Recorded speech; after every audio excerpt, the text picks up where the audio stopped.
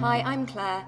I'm Ella's Kitchen's nutritionist, and I'm going to talk to you about progressing through the texture journey for your little one. So when you start introducing purees, it's important to go for a relatively thin texture because all they've had up until now is their usual milk. So go for something that's about the consistency of pouring cream or runny honey, quite a thin texture, so you might need to add some of their usual milk to the puree that you've made.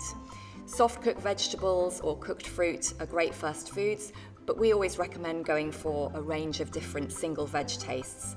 It's important that the texture is still smooth with no lumps, but the thicker texture can help babies progress and start to learn to move food around in their mouth a little bit better with their tongue. Babies can then progress onto a more mashed texture, usually around the age of about 7 months or so. At this stage, you're looking for a fork mashed texture, like you've mashed up avocado, banana or potato with the back of a fork. So really small, soft lumps in a thick puree.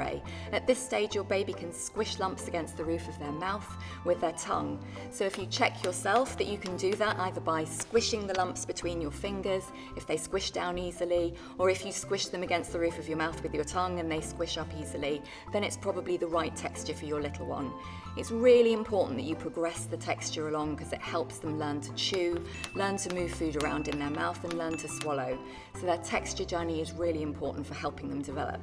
When you're offering mashed textures at around the age of 7 months or so, the piece size is quite important. So around about the size of a lentil, for example, is a great idea.